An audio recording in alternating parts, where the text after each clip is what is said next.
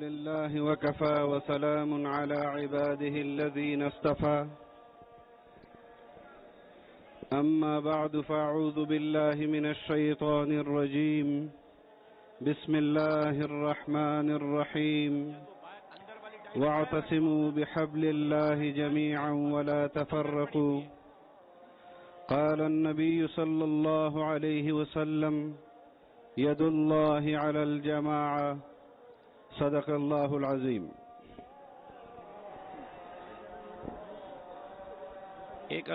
ایک اذان ہو چکی ہے اسد بھائی، ایک اذان ہو چکی ہے، آپ جاری رکھیں۔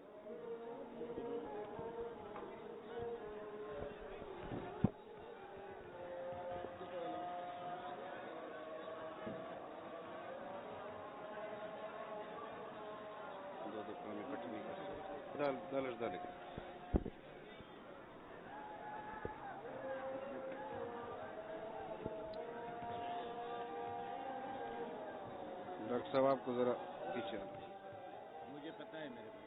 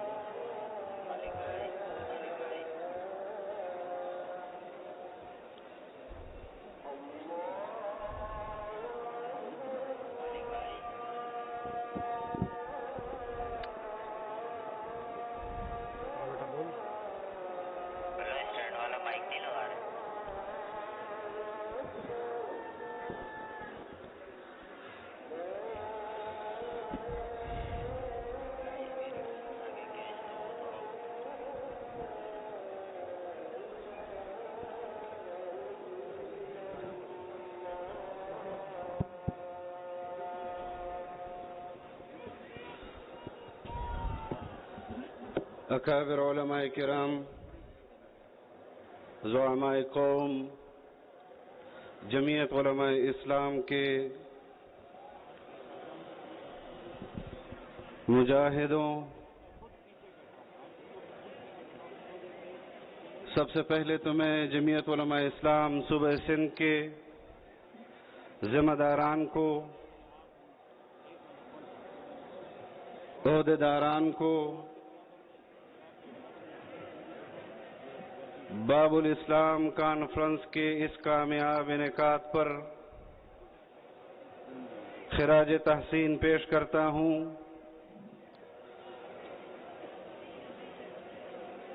جو اپنے محبوب قائدین کی یاد میں منعقد کیا جا رہا ہے۔ حضرت مولانا سائی عبد الصمد حاریجوی نور اللہ مرقدہ،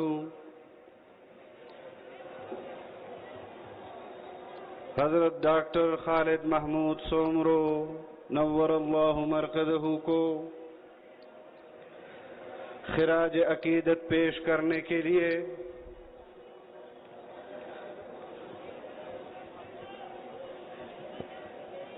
زندگی بھر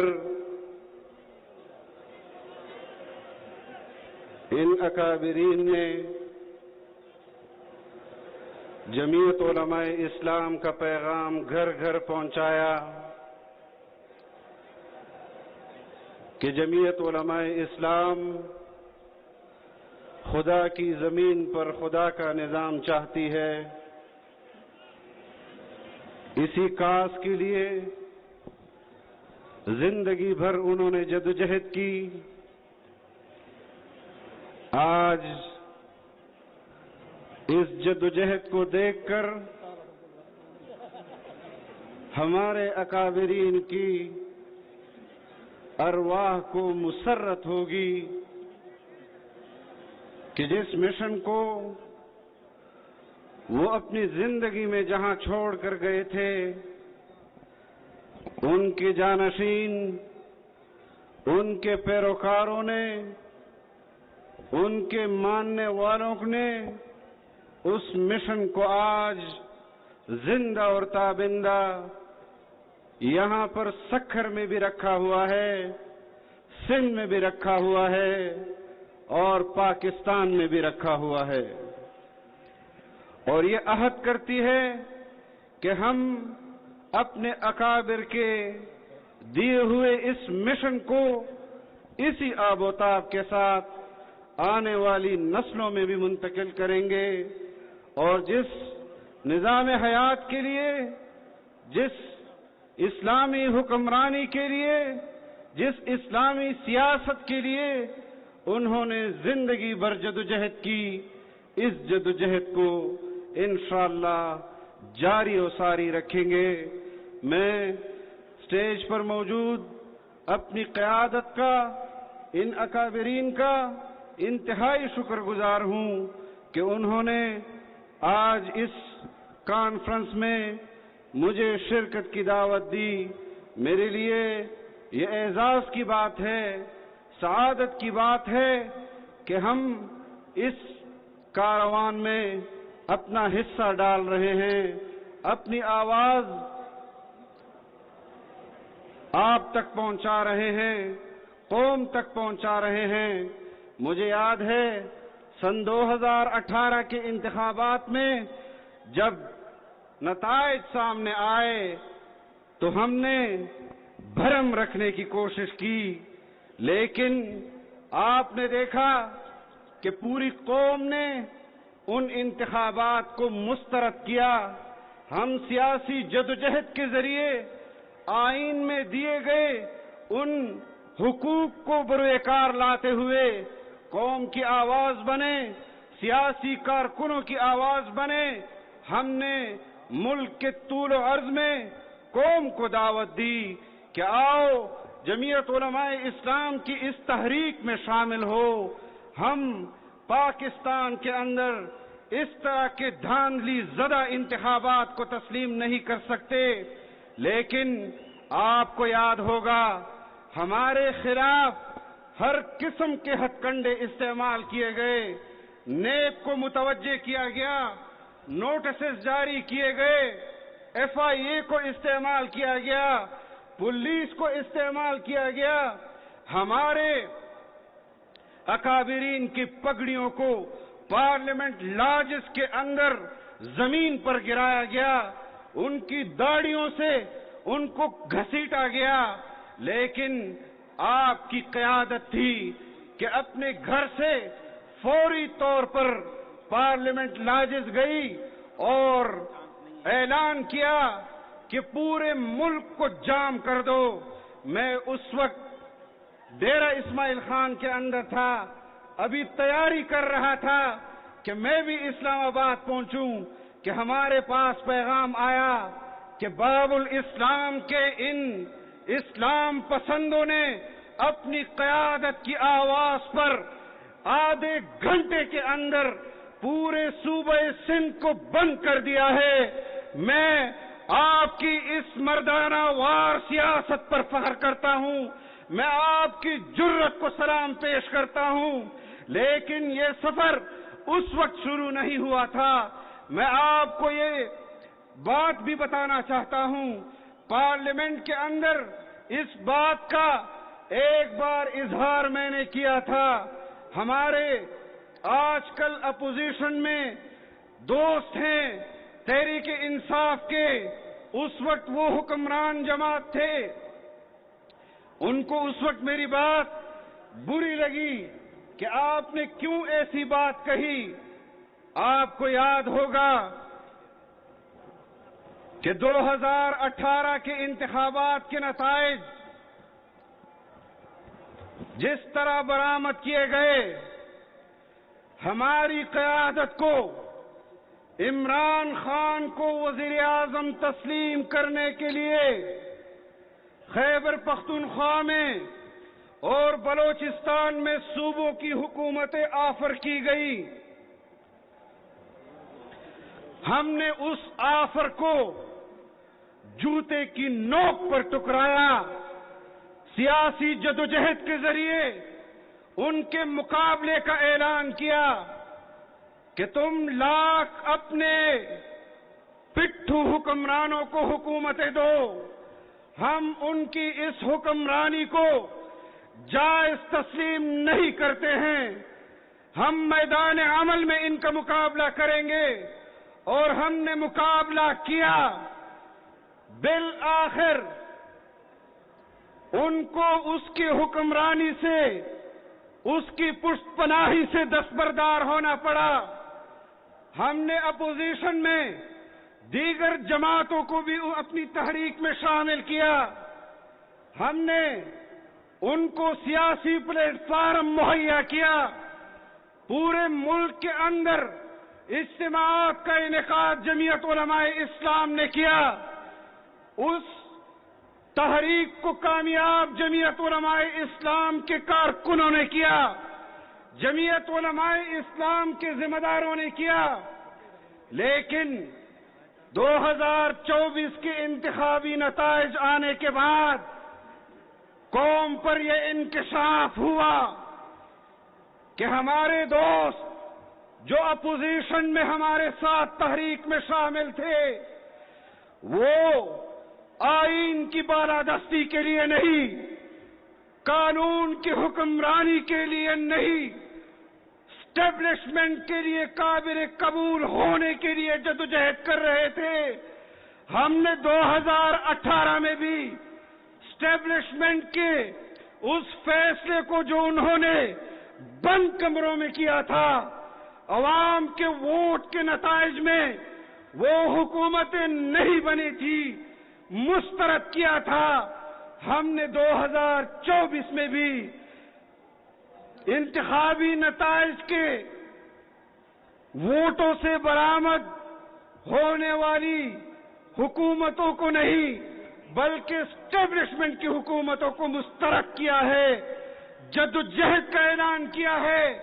اور انشاءاللہ اس عزم کے ساتھ اسٹیبلشمنٹ کی اس حکومت کو گرائیں گے کہ آئندہ وہ 100 بار سوچیں کہ پاکستان میں وہ اپنے کٹ پتلی حکمرانوں کو آئندہ حکومت دے.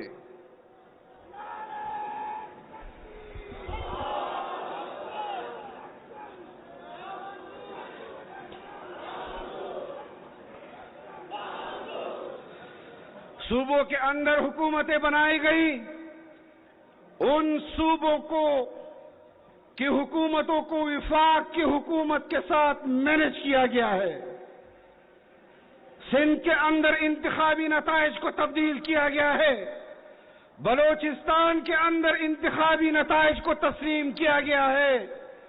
خیبر پختونخوا کے اندر انتخابی نتائج کو تبدیل کیا گیا ہے. پنجاب کے اندر انتخابی نتائج کو تبدیل کیا گیا ہے. وفاق کے اندر انتخابی نتائج کو تبدیل کیا گیا ہے.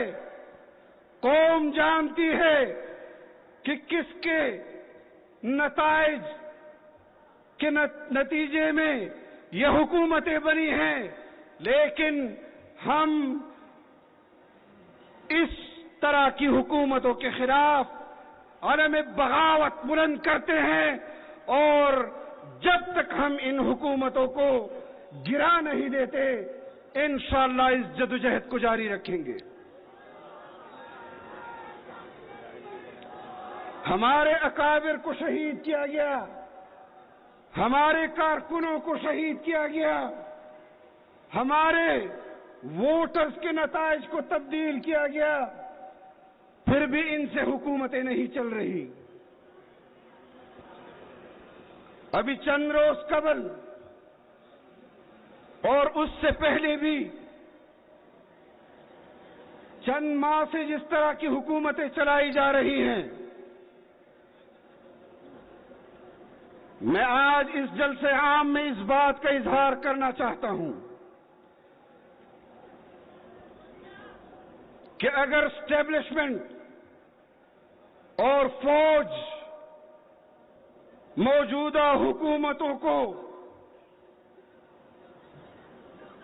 مینجمنٹ نہ کر کے دے تو یہ حکومت اپنے بوجھ سے انشاءاللہ زمین پر گر جائیں گی. اور اسٹیبلشمنٹ کو بھی کہنا چاہتا ہوں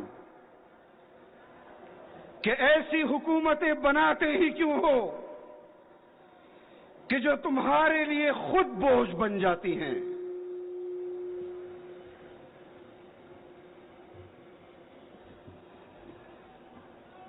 بلوچستان جل رہا ہے. بلوچستان کے لوگ رو رہے ہیں, مر رہے ہیں, بدامنی کی وجہ سے, بھوک کی وجہ سے, افلاس کی وجہ سے. خیبر پختونخوا کے لوگ مر رہے ہیں بھوک کی وجہ سے, بدامنی کی وجہ سے, افلاس کی وجہ سے. وہاں کی حکومتیں اپنے حکمرانوں کی طرف متوجہ نہیں ہو رہی کیونکہ وہ جانتے ہیں کہ یہ عوام کے حقیقی نمائندہ نہیں, یہ اسٹیبلشمنٹ کی نمائندہ ہے. آج خیبر پختونخوا کے اندر قوم اگر زیر بحث لاتی ہے تو اسٹیبلشمنٹ کو زیر بحث لاتی ہے, جرنیلوں کو زیر بحث لاتی ہے, افواج پاکستان کو زیر بحث لاتی ہے. بلوچستان کے اندر جگہ جگہ پر اگر بدامنی ہے تو لوگ فوج کی طرف متوجہ ہیں, فوج کے اوپر تبصرے کر رہے ہیں, اسٹیبلشمنٹ کے اوپر تبصرے کر رہے ہیں. یہ کیسی حکومتیں ہیں, یہ کیسے حکمران ہیں؟ اور اگر جمعیت علماء اسلام اس بات کا اظہار پریس کانفرنسوں کے ذریعے کرتی ہے, جلسوں کے ذریعے کرتی ہے, تو پھر وہ لوگ ناراض بھی ہوتے ہیں کہ آپ نے ہماری حکومت کو نااہل حکومت کیوں کہا ہے, ہماری حکومت کو اسٹیبلشمنٹ کی حکومت کیوں کہا ہے. میں اپوزیشن میں موجود جماعتوں کو جو مرکز میں ہمارے ساتھ ہیں آج سے کئی ماہ قبل کہہ چکا ہوں کہ خاطر جمع رکھو کہ اگر تمہارا یہ خیال ہے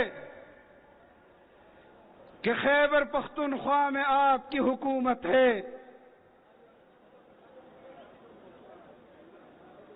تو خدا مجھے غلط کرے, اللہ مجھے غلط کرے جو میرا دعویٰ تھا کہ خیبر پختونخوا میں اسٹیبلشمنٹ نے اپنے کارندے کو وزیر اعلیٰ بنایا ہے تاکہ تحریک انصاف کی چادر میں اپنی نمائندہ حکومت کو دوام بخش سکیں. اس کو پولیٹیکل انجینئرنگ کے ذریعے صوبے کی حکمرانی دی. میں نے تب بھی کہا تھا کہ یہ وزیر اعلیٰ تحریک انصاف کا وزیر اعلیٰ نہیں ہے, یہ صوبائی حکومت تحریک انصاف کی صوبائی حکومت نہیں ہے, یہ سیکٹر کمانڈر اور کور کمانڈر کی حکومت ہے, یہ اسٹیبلشمنٹ کی حکومت ہے, یہ فوج کی حکومت ہے. اور آج بھی میں اپنے اس دعوے پر قائم ہوں کہ یہ فوج کی نمائندہ حکومت ہے. وفاق کے اندر مجھے حیا بھی آتی ہے کہ میں نے گزشتہ 16 ماہ میاں شہباز شریف صاحب کے ساتھ اس ملک کی خدمت کی ہے. وہ شریف آدمی ہے, آپ کی رائے میاں صاحب کے بارے میں جو بھی ہو، شاید ان سے ملاقات سے پہلے میری بھی ان کے بارے میں یہی رائے تھی جو آپ کی ہے، لیکن وہ شریف آدمی ہے. وہ بھی اگر آج پاکستان کا وزیر اعظم ہے تو جبر کی بنیاد پر اس کو وزیر اعظم کی کرسی پر بٹھایا گیا ہے. وہ اپنی مرضی سے وزیر اعظم نہیں بنا. اس حکمران جماعت نے، چاہے وہ مسلم لیگ ہو یا اس کی اتحادی جماعتیں ہوں، یہ سب شریف لوگ ہیں، یہ سب شریف لوگ ہیں، لیکن ہم ان کی طرح مجبور نہیں ہیں. ہمارا کارکن ان کی طرح مجبور نہیں ہے. ہمارا کارکن ان کی طرح جبر کی بنیاد پر احکامات کا قائل نہیں ہے. ہم سیاست کریں گے تو اپنی مرضی کے ساتھ کریں گے، اور جب اپنی مرضی نہیں ہوگی تو اس میدان سیاست سے دستبردار ہو جائیں گے.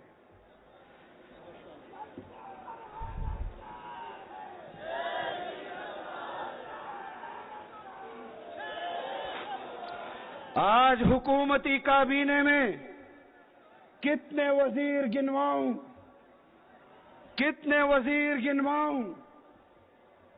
کہ جس کے بارے میں مسلم لیگ ان کے بارے میں یہ دعویٰ نہیں کر سکتی کہ یہ ہمارا وزیر ہے. پیپلز پارٹی دعویٰ نہیں کر سکتی کہ یہ ہمارا وزیر ہے. تو یہ کس کے وزراء ہیں؟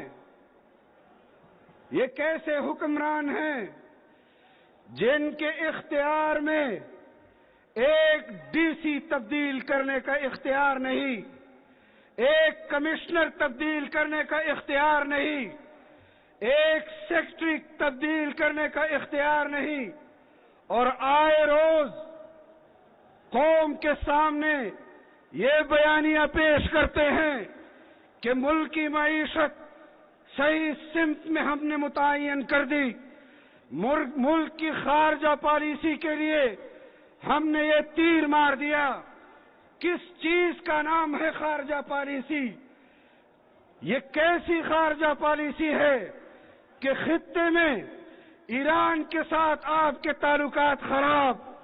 یہ کیسی خارجہ پالیسی ہے کہ افغانستان کے ساتھ آپ کے تعلقات خراب؟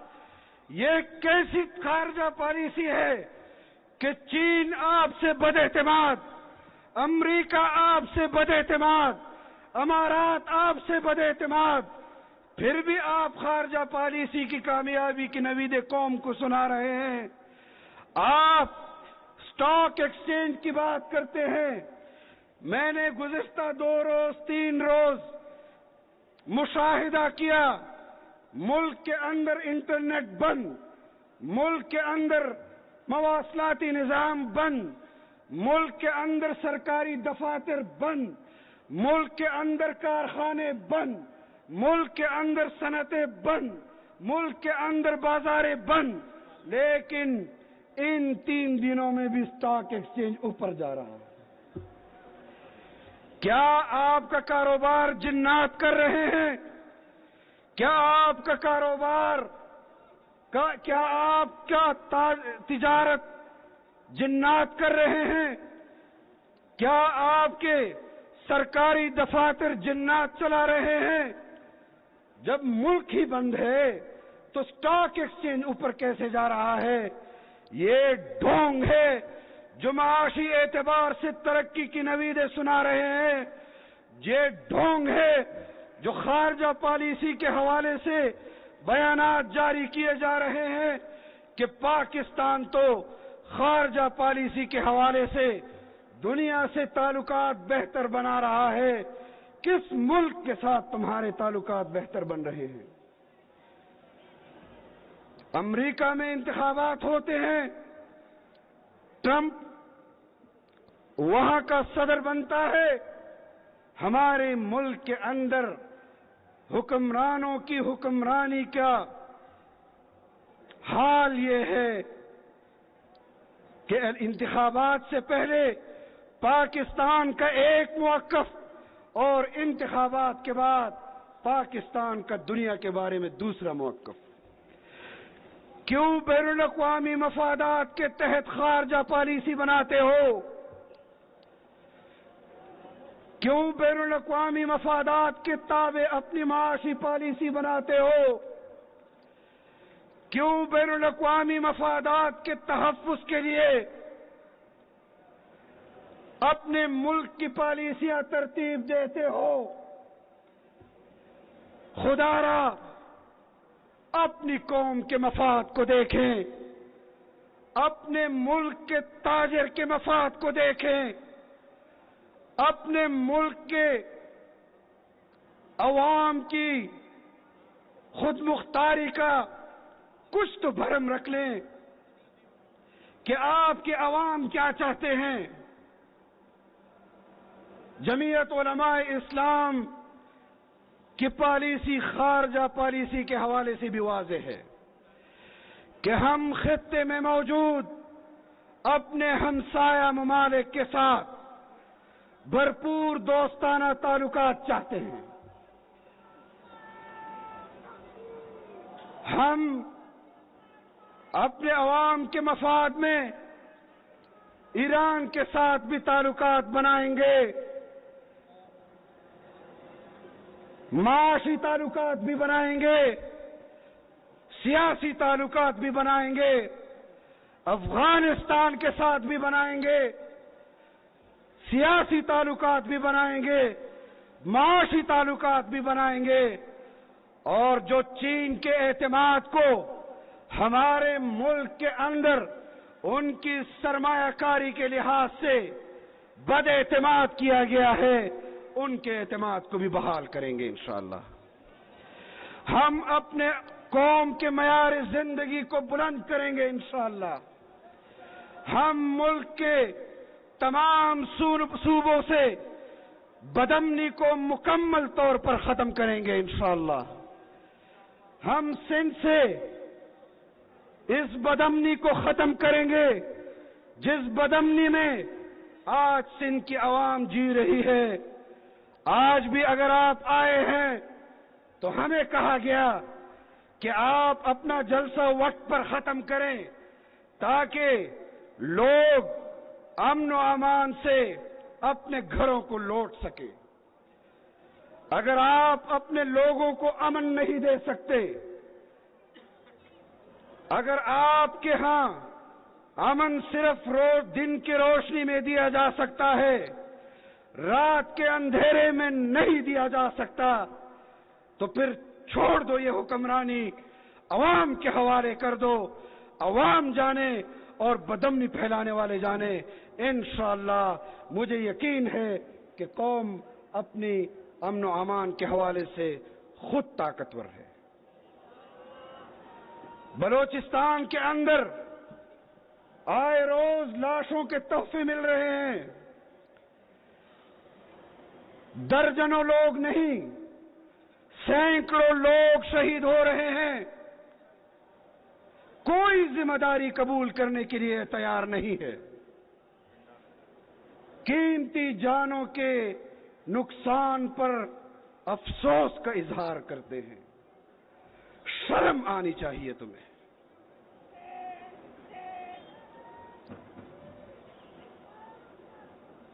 قبائل کے اندر کانوائے میں جاتے ہوئے لوگوں کو شہید کر دیا جاتا ہے. کرم ایجنسی کے اندر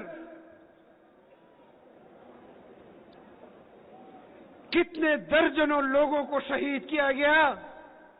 خیبر پختونخوا کی حکومت کا بیان آیا، قیمتی جانوں کے اظہار پر افسوس کرتے ہیں.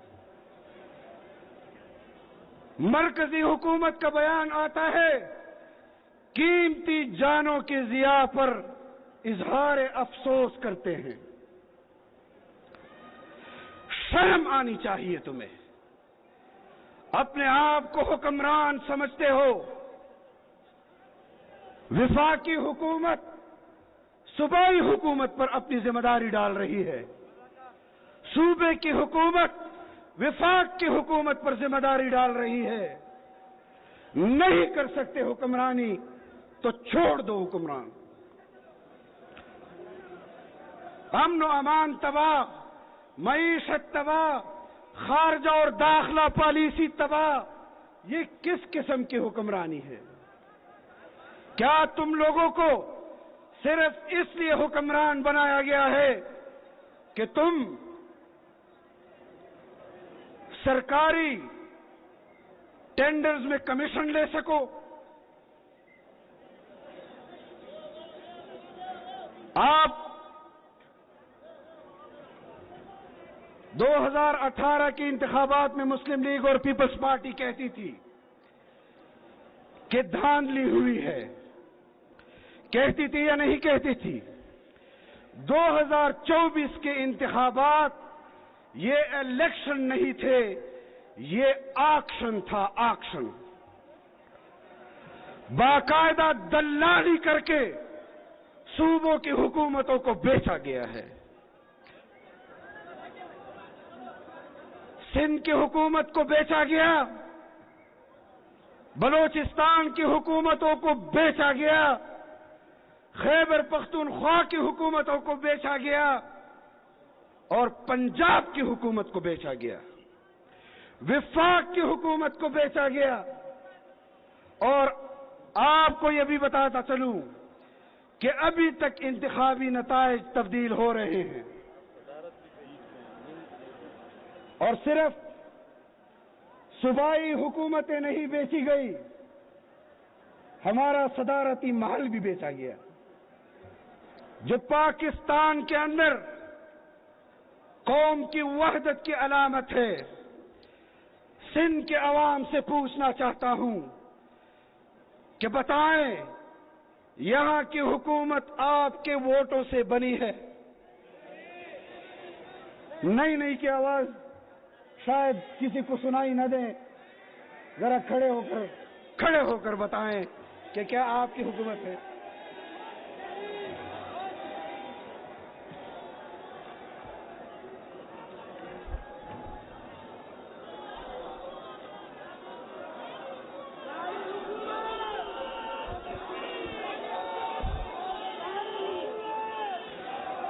آپ کا یہ جذبہ دیکھ کر میں آپ کے صوبے سے یہ پیغام خیبر پختونخوا لے جاؤں گا. 8 دسمبر کو اسرائیل مرد آباد کانفرنس میں آپ کی طرف خیبر پختونخوا کے عوام کو پیغام لے جاؤں گا کہ گزشتہ 5 سال ہم نے تحریک چلائی، ہم نے تیاری کے بعد اسلام آباد کا رخ کیا، لیکن سندھ کی عوام تیار ہے. کیا خیبر پختونخوا کی عوام ان کے اس خواہش پر لبیک کہتی ہے کہ آئندہ آنے والے 3-4 ماہ کے اندر پاکستان کی یہ قوم اسلام آباد کا رخ کرے اور اسلام آباد کے دل سری نگر ہائی وے یا ڈی چوک کے اوپر بیٹھ کر فیصلہ کرے کہ پاکستان کے اندر بننے والی اسٹیبلشمنٹ کے کٹ پتلی حکمرانوں کو گھر بیچ کر انشاءاللہ ہم بھی واپس گھر آئیں گے اور اپنے کچھ دوستوں کو یہ بتائیں گے کہ اسلام آباد ایسے نہیں ایسے آیا جاتا ہے.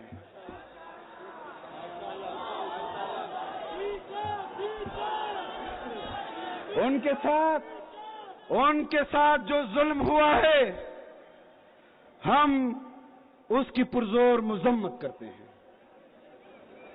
میں اپنے تحریک انصاف کے کارکنوں کے ساتھ کیے جانے والی بربریت کو مسترد کرتا ہوں اور اس کی مذمت کرتا ہوں. آپ کو یاد ہوگا ہمارے سیاسی مخالفین تحریک لبیک والوں کے اوپر بھی جب ظلم کیا گیا، جمعیت علماء اسلام پارلیمان کے اندر ان کی آواز بنی۔ ہم تحریک انصاف کے سیاسی کارکنوں کے آواز بنیں گے انشاءاللہ، پارلیمنٹ کے اندر بھی اور پارلیمنٹ سے باہر بھی۔ اور راشد بھائی میرے سر پر کھڑے ہیں، میں نے ان سے بھی ایک وعدہ لینا ہے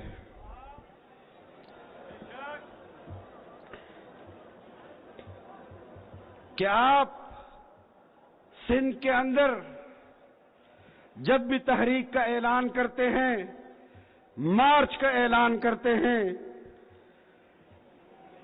تو کسی نہ کسی کو ضرور بلاتے ہیں کہ سندھ کے کارکنوں اور عوام کے ساتھ اسلام آباد تک جائے۔ میری خواہش ہے کہ اس مرتبہ راشد بھائی اور میں ہم دونوں آپ کے ساتھ مل کر یہاں سے جائیں، بھرپور طریقے سے جائیں، اور حکمرانوں کو یہ پیغام دینا چاہتا ہوں کہ تیاری پکڑ لو، تیاری پکڑ لو، تیاری پکڑ لو۔